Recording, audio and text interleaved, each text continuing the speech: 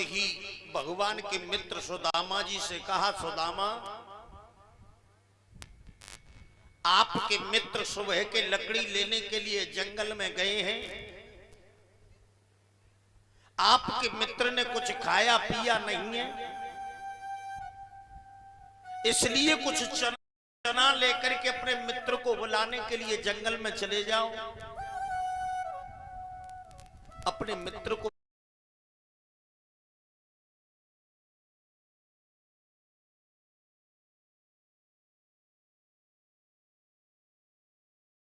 जाकर के चना खाने के लिए दे देना।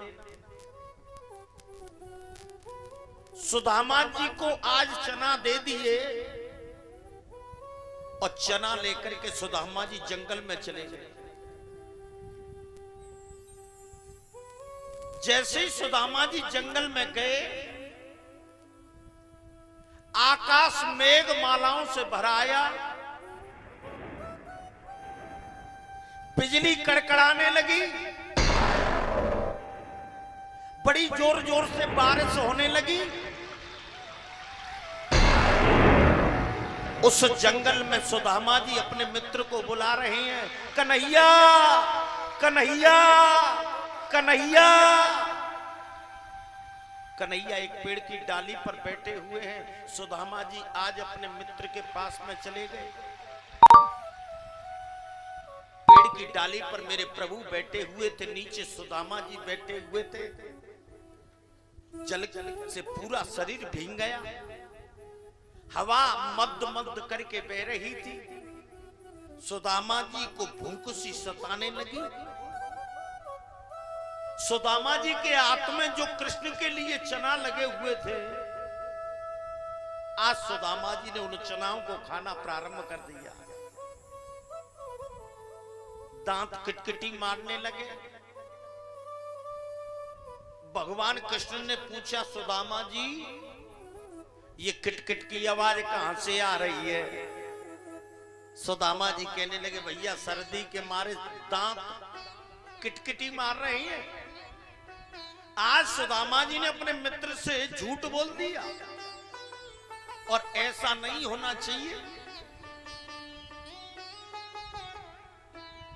गुरु से कपट, मित्र से चोरी, गुरु से कपट, मित्र से चोरी, के होई निर्धन, के होई कोरी, के होई निर्धन, के होई कोरी।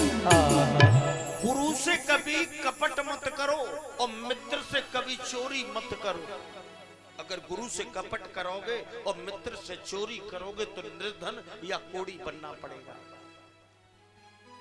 सुदामा जी ने आज अपने मित्र से झूठ बोल दिया। लौट करके भगवान अपने मित्र सुदामा जी के साथ अपने गुरुजी के आश्रम पे आए। दूसरे दिन भगवान कृष्ण गुरुजी के पास में चले गए। जाकर के कहने लगे, गुरुजी आपने मुझे विद्या अध्ययन कराई है,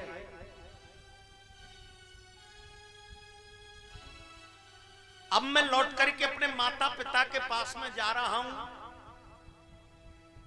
आप मुझसे गुरु दक्षिणा ले लो। गुरुजी ने कहा, लाला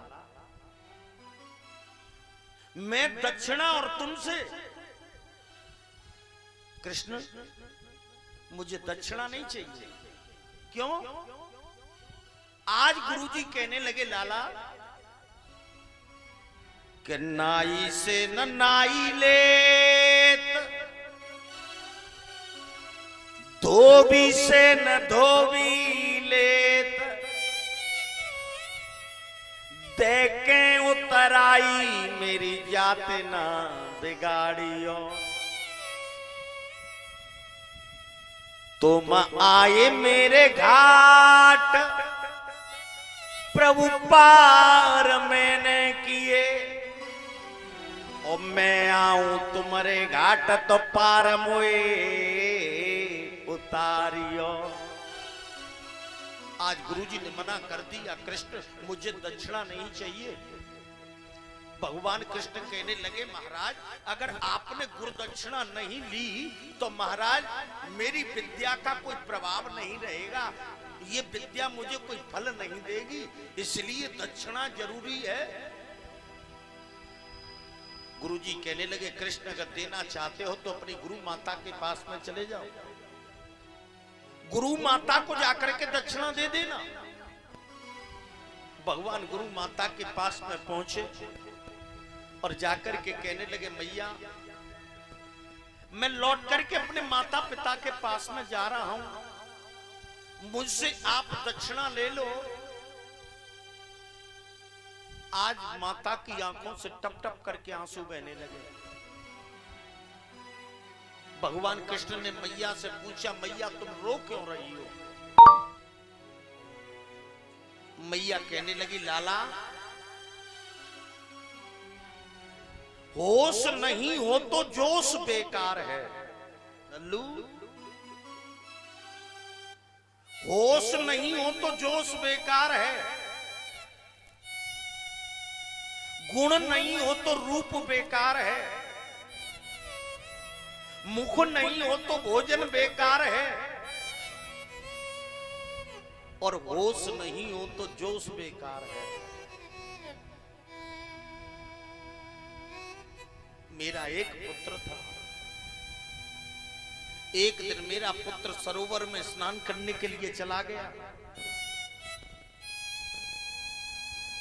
सरोवर में जाकर के स्नान कर रहा था, मेरा पुत्र उस जल में डूब करके मर गया। कृष्ण अब मेरे पास में मेरा कोई पुत्र नहीं है,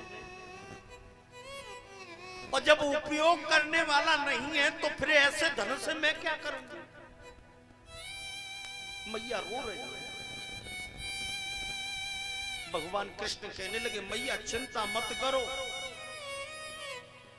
आप रोना बंद कर दो,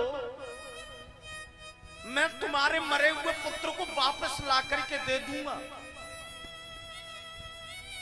भगवान तुरंत ही वरुण देवता के पास में पहुंचे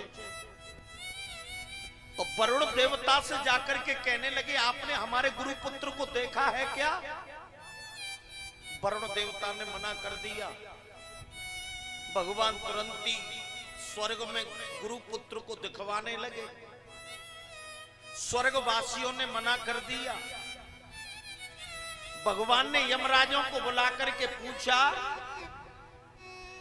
यमराजों ने भी मना कर दिया। भगवान मन में विचार करने लगे गुरु पुत्र जल में नहीं है, गुरु पुत्र स्वर्ग में नहीं है, गुरु पुत्र नरक में नहीं है, तो गुरु पुत्र कहां गया? आज भगवान स्वयं गुरु पुत्र को देखने के लिए नरक में चले गए।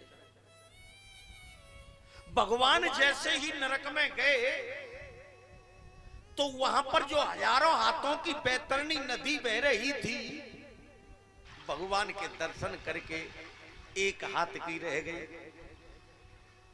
आसवन वृक्ष के जो पत्ते टूट टूट करके गिर रहे थे, वो वृक्ष एकदम हरा भरा हो गया। जिस कढ़ाई के अंदर तेल खोल रहा था, वो तेल भगवान के दर्शन करके एकदम शीतल हो गया। उसके बाद में महाराज जितने भी नरकीय जीव नरक के अंदर यातना भोग रहे थे, वो सब के सब भगवान के दर्शन करके और विमानों पे बैठ करके और तुरंत ही परमात्मा के धाम को जाने लगे। उसी समय यमराज दौड़ करके आ गए। यमराजों ने आकर के तुरंत ही भगवान से कहा, महाराज शरण शरण प्रभु शरण तुम्हारी, शरण शरण प्रभु शरण तुम्हारी, हाँ शरण शरण प्रभु शरण तुम्हारी, तुम्हारा प्रभु लाज हमारी, राखो प्रभु लाज हमारी। आज यमराज दौड़ करके आए। आकर के महाराज भगवान के चरणों में गिर पड़े और कहने लगे, महाराज आप जल्दी से नरक से बाहर निकल जाओ। हे महाराज, नहीं तो हमारा सारा नरक खाली हो जाएगा। भगवान से कहने लगे, हम आपके गुरु पुत्र को ला करके देंगे। भगवान नरक से बाहर निकले और जैसे ही नरक से बाहर निकले तो उसके बाद में यमराज गुरु पुत्र को लेकर के और तुरंत ही महाराज यमराज भगवान के पास में आ गए। भगवान के पास में आकर के गुरु पुत्र को सौंप दिया, मरे हुए पुत्र को सौंप दिया।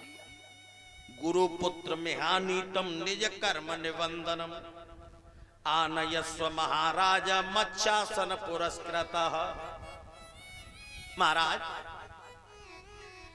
यमराज हाथ जोड़ करके कहने लगे कि हे महाराज, मरे हुए व्यक्ति को वापस ले जाने का कोई नियम तो नहीं है, लेकिन आप समर्थवान हो और समर्थ को नहीं दोष गोसाई। आप समर्थवान हो, बड़े करें ते लीला और छोटे करें ते पाप है? आज गुरु पुत्र को लेकर के भगवान गुरु माता के पास में आए। इस बालक का जन्म दोबारा हुआ, इसलिए इस बालक का नाम पुनर्दत्त रख दिया। गुरु माता को दक्षिणा दे करके भगवान तुरंत ही लौट करके मथुरा में आ गए। अपने माता पिता के पास में भगवान आए। मैया देवकी ने जैसे ही अपने लाला को देखा, मैया देवकी तुरंत ही महाराज अपने लाला को कमरे में बैठा करके मैया लक्ष्मी, मैया देवकी आज अपने हाथों से अपने लाला के लिए भोजन बनाने के लिए